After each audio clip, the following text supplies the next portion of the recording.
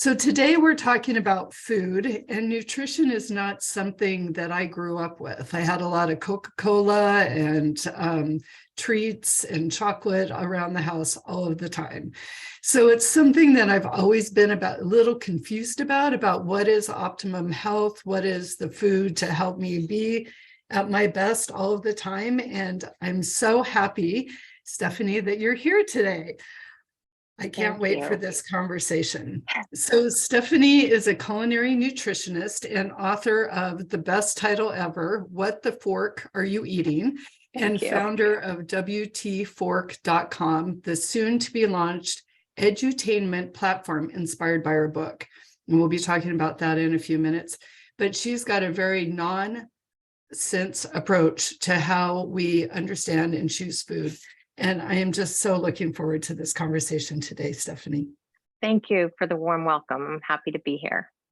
And thank you to everybody, gosh, from all over. From all over the place. So I see someone from Long Island. Yeah, that's Long Island and Arlington, Virginia, and Toronto, Ontario, New Hampshire. It's just lovely to have you all here today. So Stefanie, tell me about the impetus for this book. Yeah. So I think for me, what got me writing this book is really just a lifelong passion.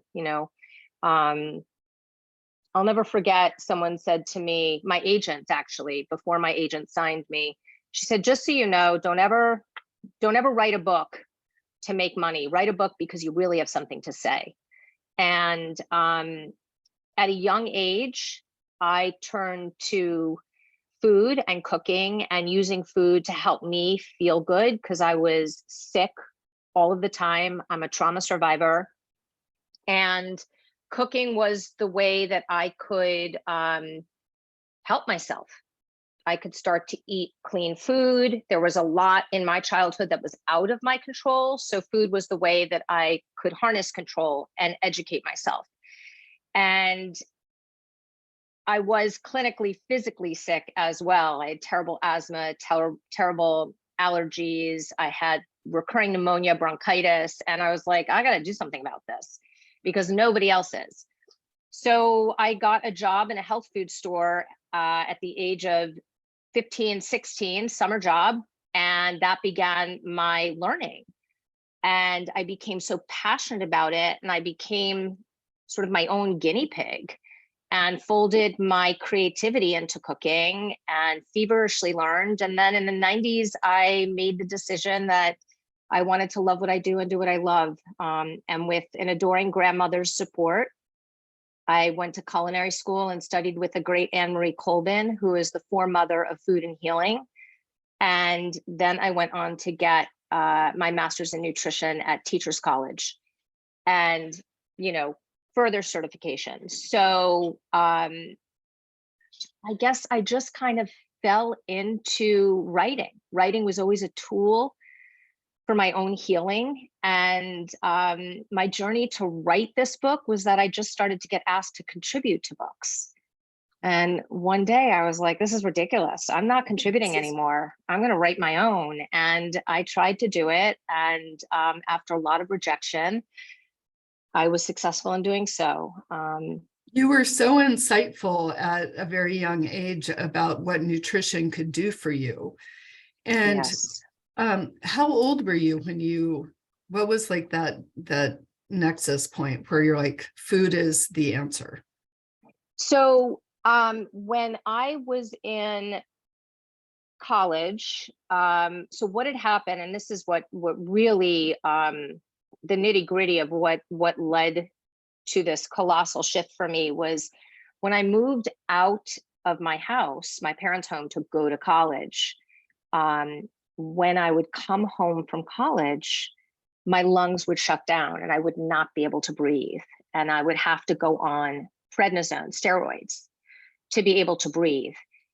And it was life altering. I mean, it was paralytic. And I mean, there were a whole host of reasons why my lungs shut down when I came home, which is a conversation for another day. Yeah. But from a clinical perspective, doctors just kept dosing me with tons of drugs, and the drugs made me feel horrible. And when I went back to school, after one break, I remember I was in the library. I went to Hamilton College in upstate New York, and I was in the library doing research for a paper. I was sitting, on the floor between the stacks, and this book was like this big sort of like maroon colored book that said on the spine, "Tired or Toxic." I was like, whoa, Whoa, what is that? And I pulled it out, and it was literally a typewritten book by Dr. Sherry Rogers, who was at that time calling herself an environmental MD. And I feverishly read this book, and I'm like, oh my God, that's me. That's my life. Oh my God. Oh my God.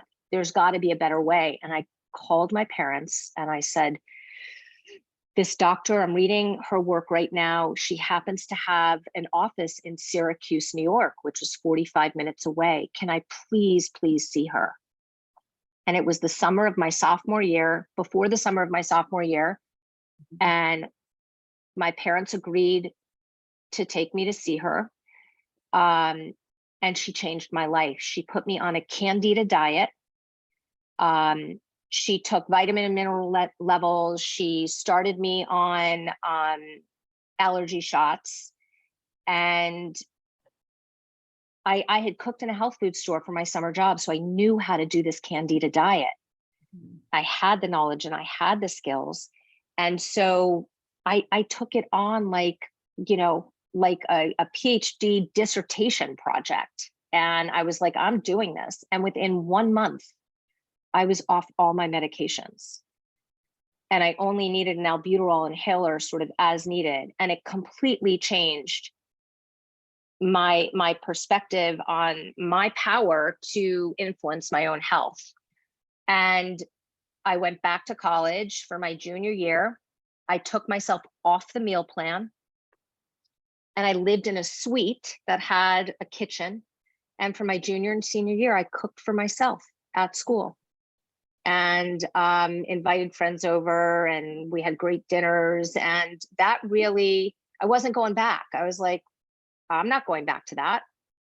So many people see popping a pill as the answer to disease. And there's so many people that need help.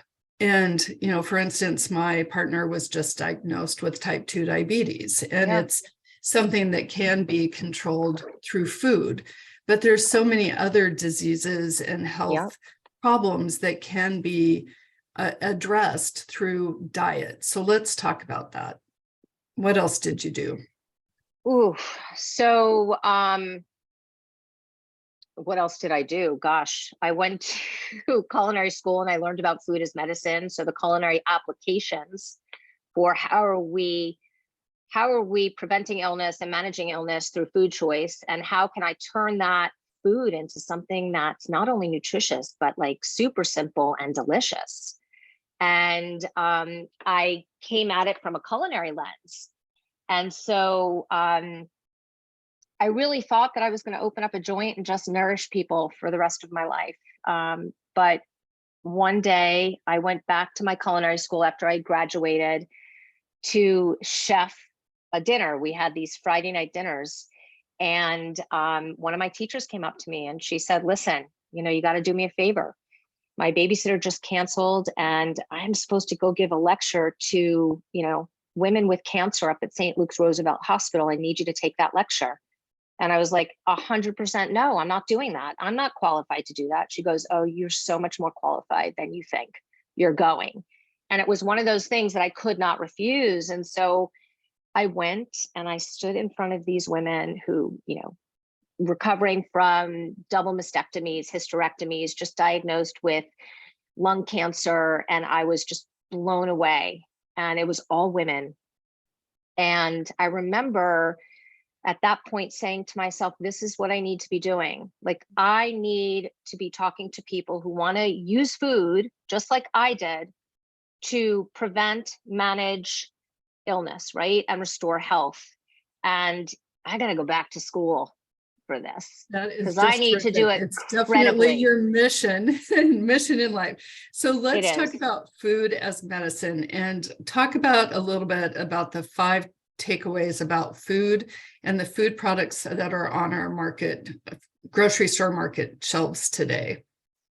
Yeah, so I think the main thing that I want people to understand and take away from my book, oftentimes I'll get the question, well, what diet do you advise readers to follow, in your book? What are your forbidden foods, And that's not what this book is about.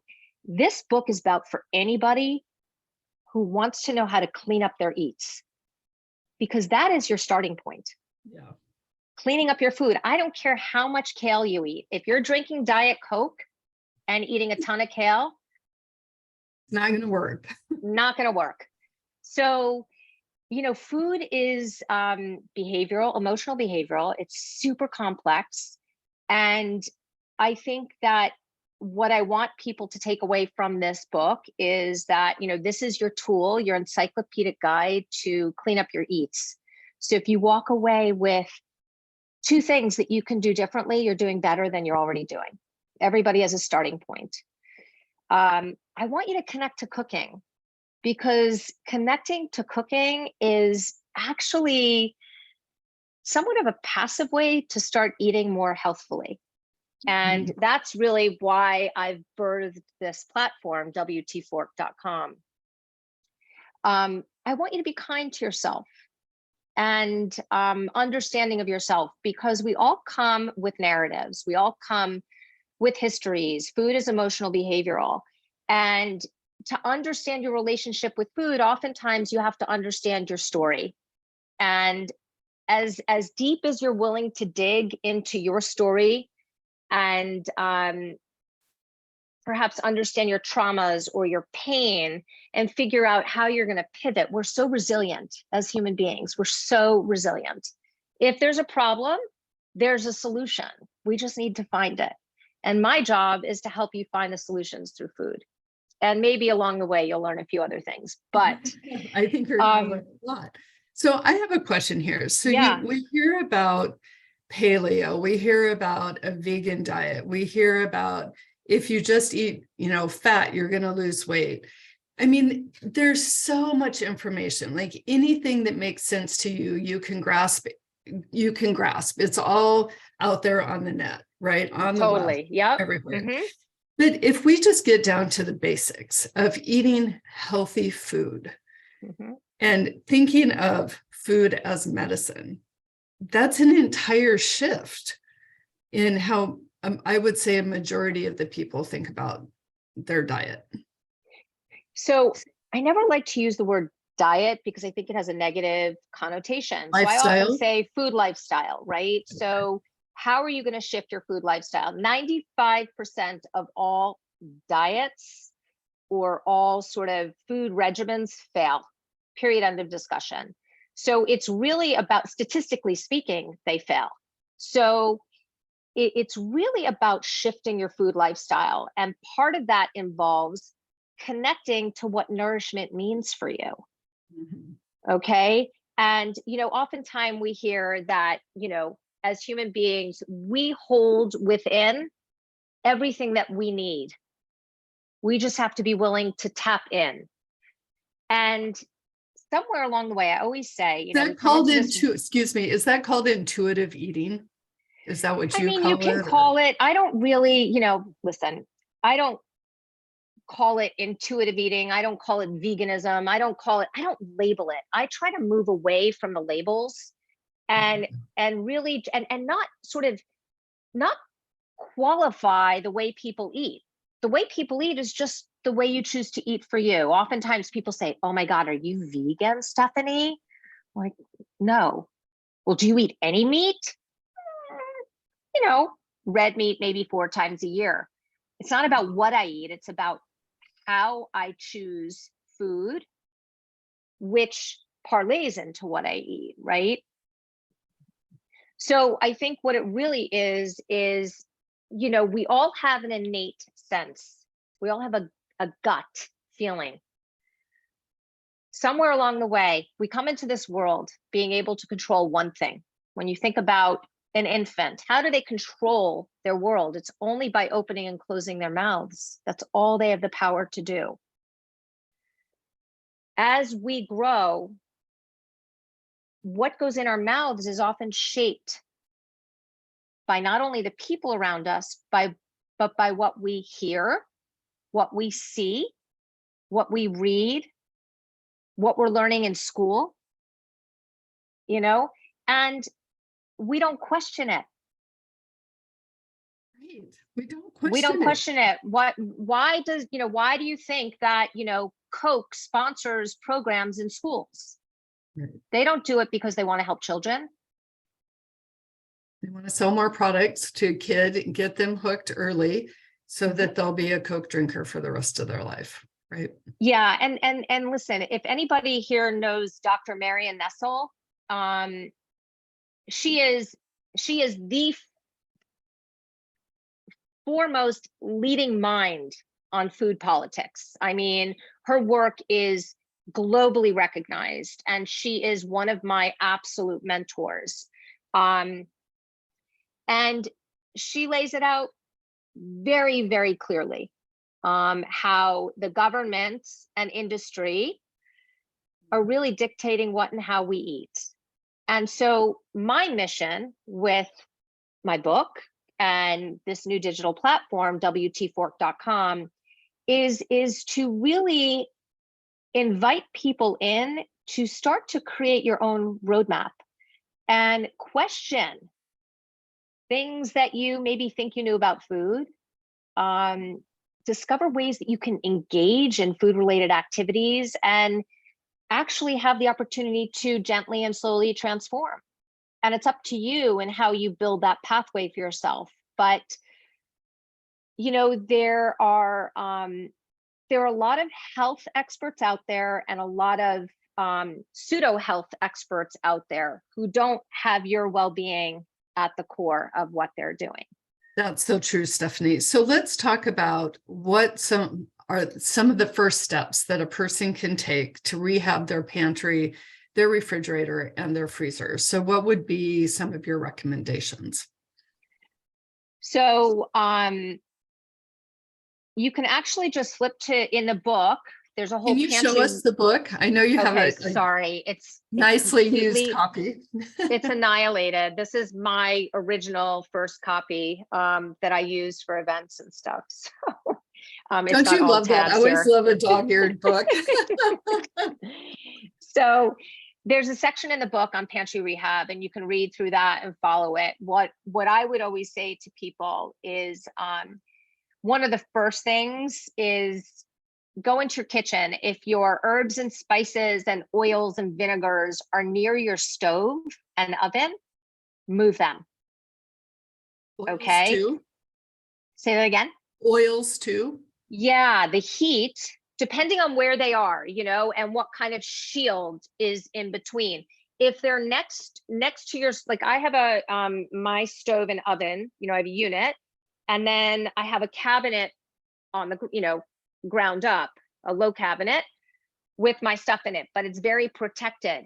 If you have typically a high cabinet, I've been in a lot of kitchens, people have a high cabinet right next to their stove, the heat rises.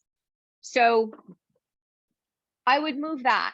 Okay. And then I would also start to smell your oils. This is usually what gets people, is all oils once opened outside of olive oil need to go in the refrigerator.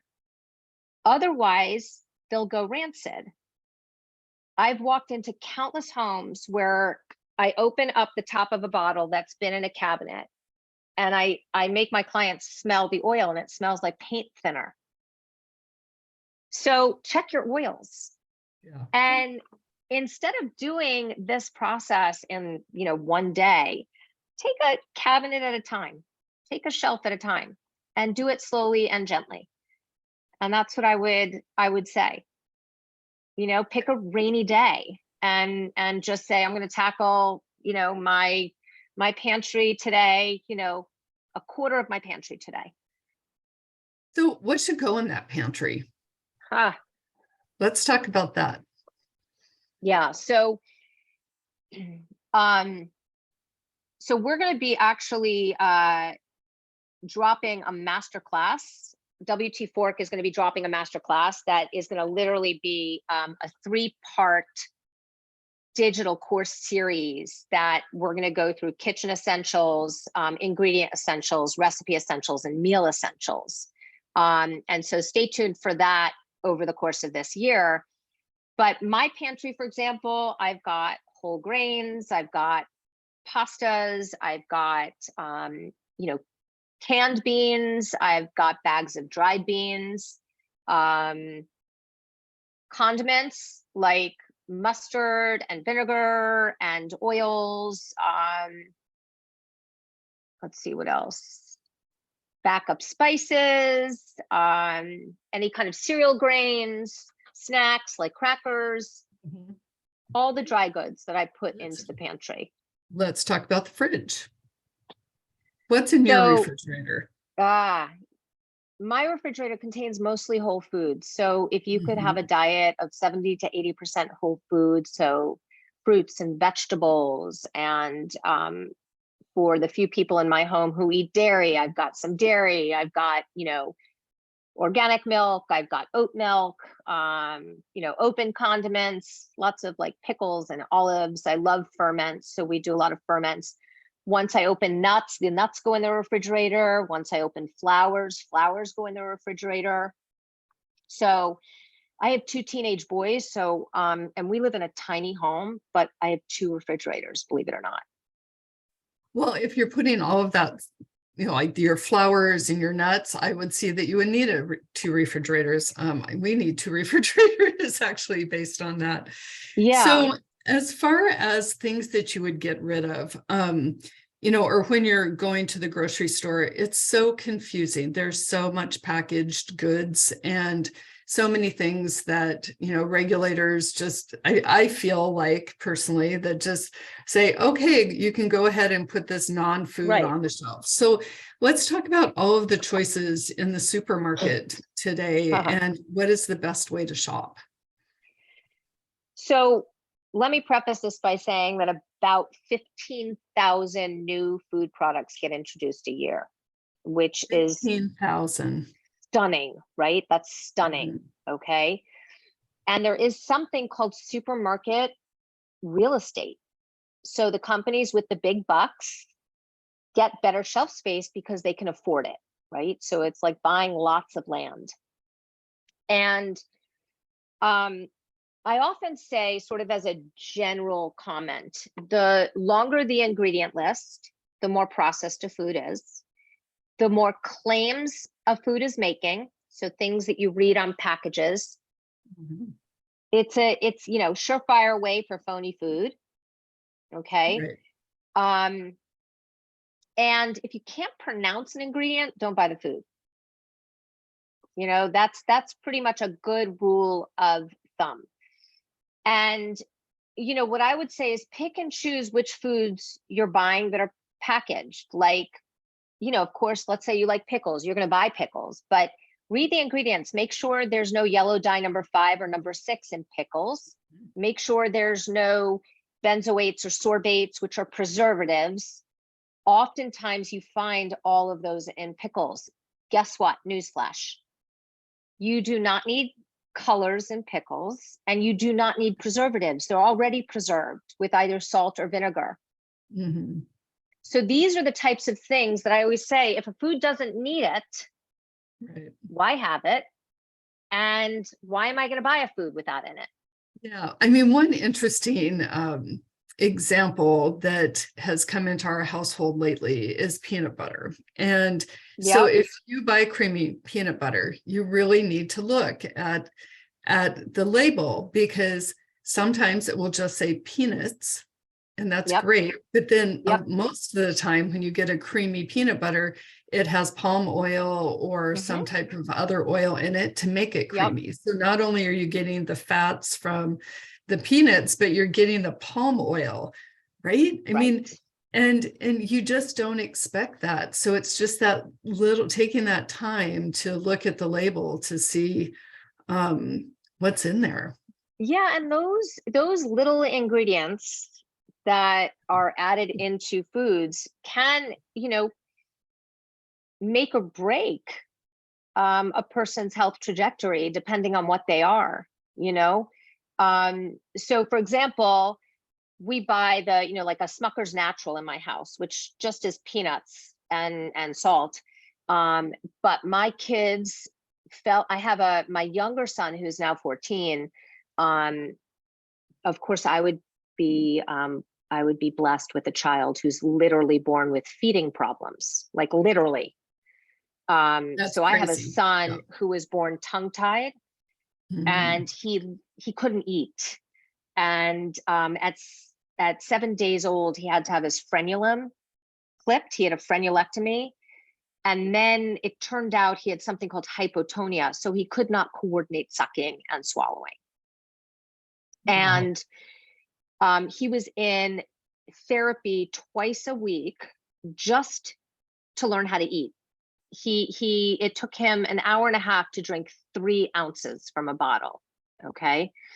So I'm sure a lot of women on here could, relate to that. Now, everything that I knew about picky eating from graduate school, I had to throw out the window. And I had to just listen to my child.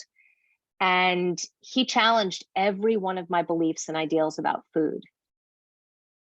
And I had to let certain things in my home that I wouldn't have otherwise let in my home. So a super smooth peanut butter that had virtually no texture. So what did I do? I didn't go buy Jif. I went and I bought, the peanut butter company. And so I would pick and choose where, yes, there's palm oil, but it's palm oil that's been, Rainforest Alliance certified. So if you know any kind of, history about, the degradation of rainforests for palm oil, you want it Rainforest Alliance approved. And, that I talk about in the book. So I think that we can never judge how another chooses food, right?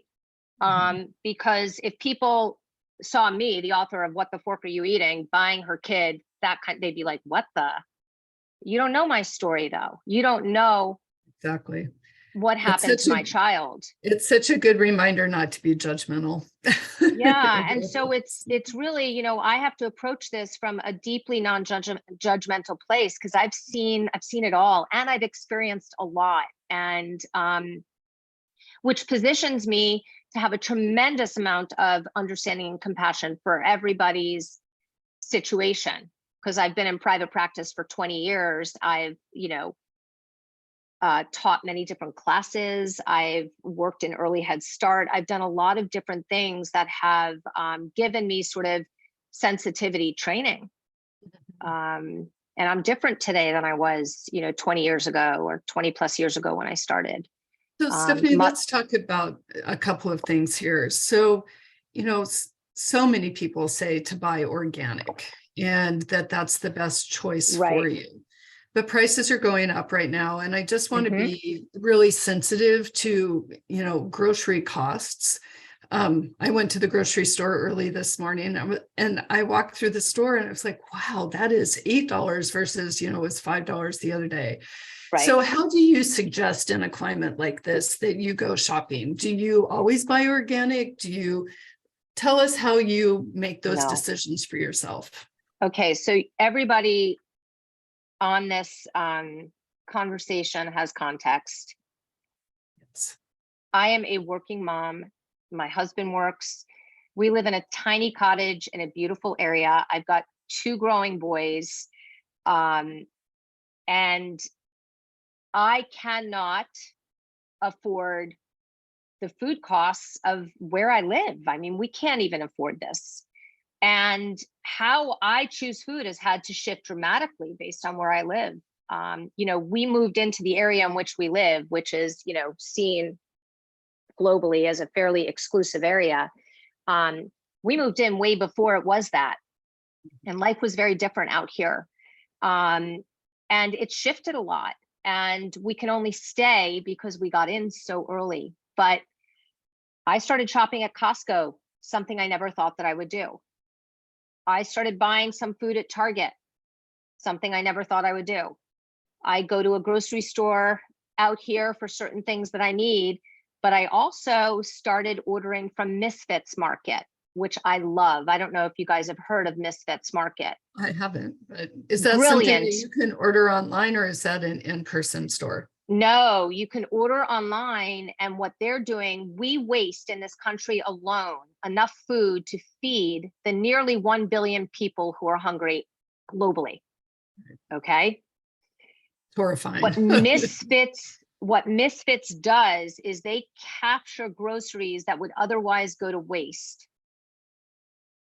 A large part of them are organic, and they sell at a discounted rate. Your commitment is to spend $35 a week. Mhm.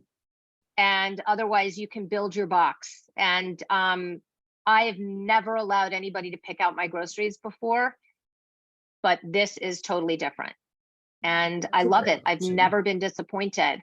But I think, to answer that question, what I always say is a lot of people can't buy organic all the time. And organic isn't necessarily the answer. I'll tell you right now, when it comes to animal foods, I would much rather buy something that is high welfare, so certified humane, or better yet, animal welfare approved, than buy organic. Because you are what you eat, you are what they ate and how they were treated. Okay? Animals in the USDA organics program are not necessarily treated humanely. Okay, so that's really important to remember.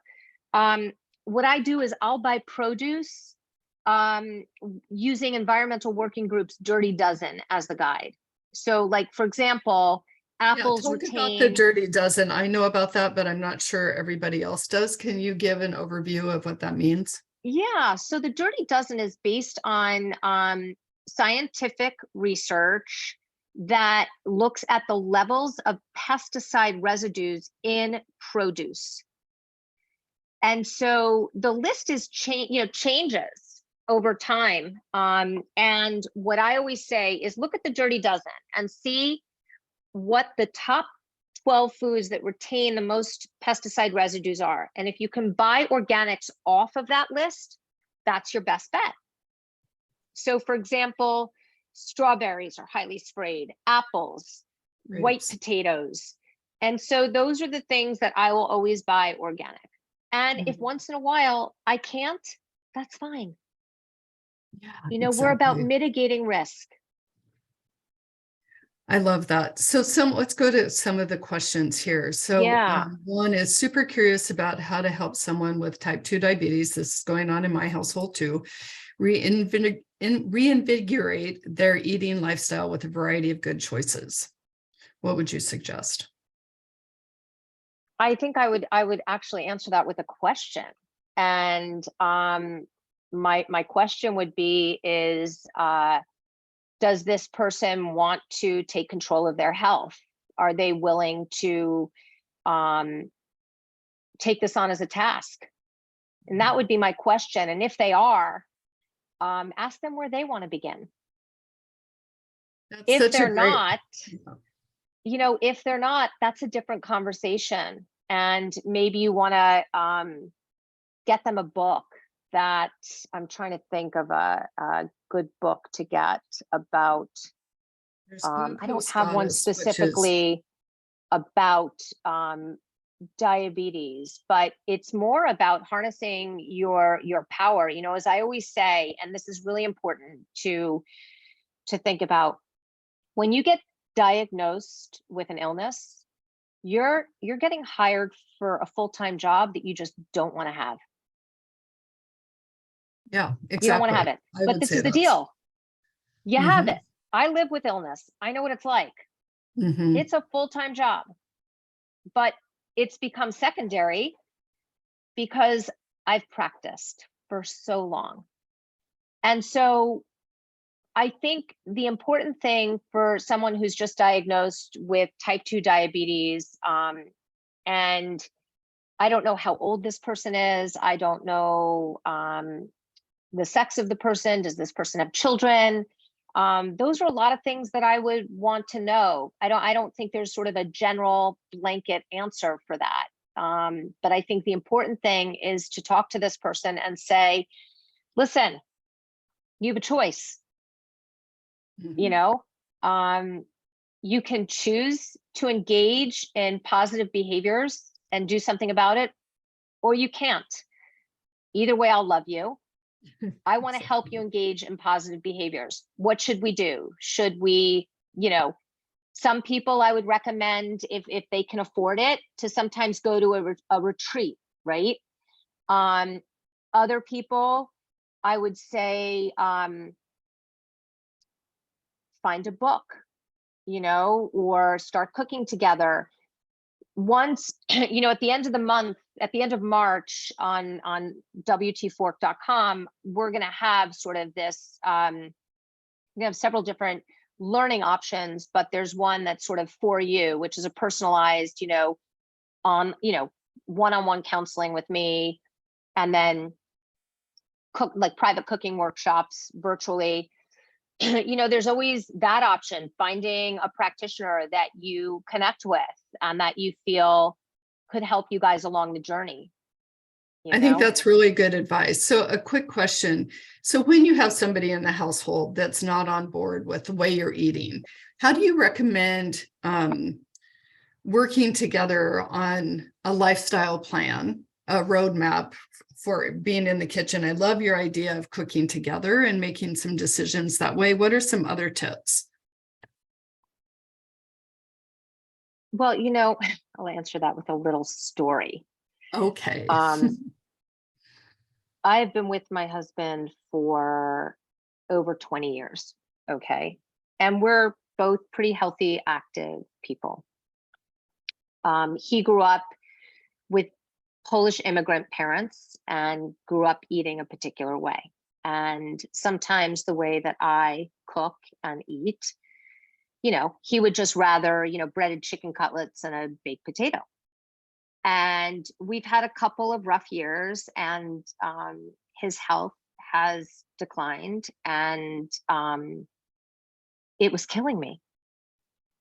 You know, he knew what to do. I mean, we don't have junk in the house, but it didn't matter. And then finally, this past year, something clicked for him, and he is on that path, and he's gotten so healthy, he's feeling great, etc. Now, I didn't do anything. I got to a point where I just had to stop saying something. And I just kept my side of the street clean. And I just kept doing what I do for me, doing it for and with my boys, and modeling. It was up to him when he chose to do it. So what I would say is, if you're on a journey together, there are so many things that you can do together, right? And when the site is like fully activated, there's going to be plenty of things that you can do in our community, okay? But picking up a cookbook and choosing a recipe and cooking something together, going to a farmer's market, just to look at food and try new things, going to a grocery store, even going out to a nice dinner, like a simple, pure, clean dinner together and talking about the food. I would say try to join around nourishment like that. I love that. But you're not going to make another person do it, if that makes sense. Yes, that is so true. I've had a very similar experience here at home, and with him being diagnosed now with type 2, our whole kitchen is different.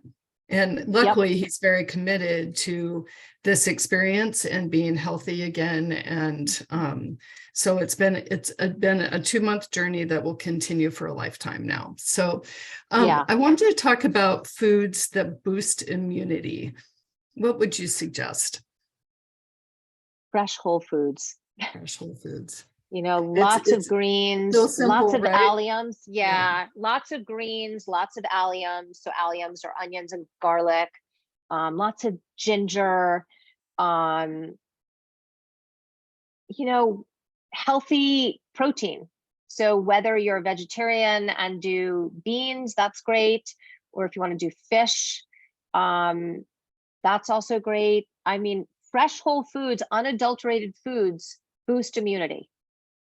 So let's talk about meat for a minute. So you said you eat red meat 4 times a year. What would you recommend to people on this call today about meat and chicken specifically? So I wrote a whole series of articles for Environmental Working Group on adopting a plant-forward diet. I'm not somebody who pushes vegetarianism or veganism, but I think there's a tremendous amount of merit in this idea of cutting our meat consumption at least 1 day a week, if you can, for health reasons and for planetary reasons. But what I would say is we have been brainwashed to believe that protein should always be the center of our plates, when in fact, that's not the case. If you can eat animal proteins, if you enjoy animal proteins and you can eat them in smaller quantity with larger amounts of plant foods like fresh vegetables and whole grains and legumes, that's a great way to just slowly each day start to shift. So for example, if you wake up in the morning and you're a big egg eater, maybe do eggs 3 mornings a week and try to do like a muesli or a granola with some fresh fruit one day, maybe do an avocado toast another day. So put some variety in, a green smoothie. And then if you typically have like a meat for lunch and a meat for dinner, just pick one meal to have the meat. And on the serving, is it 4 ounces that you should look at, which is a really small amount, actually? Yeah, it's actually typically a bit smaller. I think it's usually like 3 to 4 ounces. Yeah. I mean, you just think about that. You go out and you get, I haven't eaten meat or chicken for years, but when I'm out with people, there's 8 ounces and 12-ounce steaks. I'm like, oh, that's so much. Yeah. We get too much protein, as like we are trained to believe that our bodies need far more protein than it does. And that's so true. I heard that actually protein, and this could be something that I just heard out there, but that too much protein actually causes osteoporosis. That's I haven't read that, but I mean, I think in the end, what I'd have to see the research on that to be able to comment on that intelligently. But I think what ends up happening, whether you're reading that research or too much of this, kale, let's say, is the panacea, and then 3 years later, you hear that kale promotes thyroid disease. Right. The issue is that the media comes out with these superfood statements. And then because of how our culture reacts and responds, everybody goes towards that. Then you have companies that make products with that and sell that, and et cetera, et cetera. And then you see this research that comes out that says, well, maybe it's not as good as we thought. What I would say to everybody, next time something like that comes out, just don't listen to it. Just take it with a grain of salt and continue eating kale regularly. Right. Or I see a question in here, turmeric for inflammation. Yes, turmeric is wonderful for inflammation. There's an active ingredient in turmeric called curcumin, and that is really what activates the anti-inflammatory response. Now, typically with turmeric, if you're doing a turmeric supplement, you'll see it with black pepper, because the black pepper, the interaction between the black pepper and the turmeric makes the curcumin more bioavailable. So yes, and then as I always say, get it in your food if you can versus the supplements, because the supplements, just as an FYI, and I talk about this in the book, Supplements, oils, teas, and spices are the most frauded ingestibles on the market. So supplements are the wild, wild west, and they're not really regulated. We could have a whole conversation on that, which we might just do, Stephanie. So Yeah, I'm yeah, curious that's about your thoughts on a couple of other things. So Cynthia wants to know about your thoughts on a microwave. Is it really the devil? Listen, my research into the microwave, and I talk about it in my book, leads me to really question whether or not we should be using it.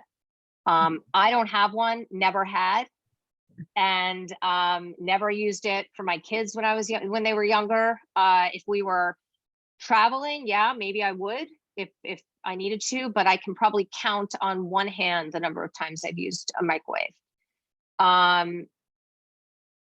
I just don't, I'm a real traditionalist with cooking. I am the same, and I haven't had a microwave for years for that very reason. I don't trust it. Yeah. So let's shift a little bit. I'd love to hear more about WT Fork and what people can expect on the new platform, and when it's going to come out, and when it's going to launch, and when we can get some of your master classes. Oh, well, thank you. So WTFork.com is the no BS roadmap to healthier choices. And it's inspired by my book, What the Fork Are You Eating? And when my book came out, I dreamt of creating a digital platform that could make the information far more accessible and give me plenty of opportunities to connect with readers and users and consumers. And so finally, several years later, I have this opportunity. And when you come to our community, you're going to be able to explore. So you're going to be able to read articles. You're going to be able to look at recipes, recipe videos, all original content, download recipes, and then you're going to be able to experience. So the experience part is going to be personalized, where you can work with me directly. And then there's going to be, we're going to have digital courses. We're going to have workshops or cookshops, and eventually we're going to have retreats. So, yeah, I get to do what I love and inspire people and impact their lives, whether it's through a course or a program or working one-on-one. That is terrific. And when's that going to be available? So it's up right now, but you can only see sort of the beginnings of the Explore. We're going to start to activate the products or the services towards the end of March. And the digital course will start to probably roll out, May forward. Well, that is just terrific, Stephanie. I'm so excited for you. And I am going to order this book right now after we get off this. What the Fork Are You Eating? Which I just love this title. An action plan for your pantry and your plate. And I would say, and your body, and your mental health. I am just thrilled to have had you had this conversation today. I learned so much. And I know that there's so many more hidden gems in this book. So I encourage everyone to get it. Thank you, Stephanie, for joining us. And I hope you have a lovely day.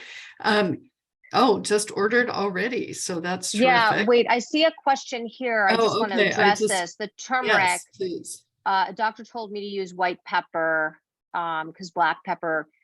I'd be curious if white pepper caused the same gastro problems. I would say just if you can just do turmeric straight up or fresh turmeric, that would be the way to go. I wouldn't mess with the pepper if it causes issues for you. Okay.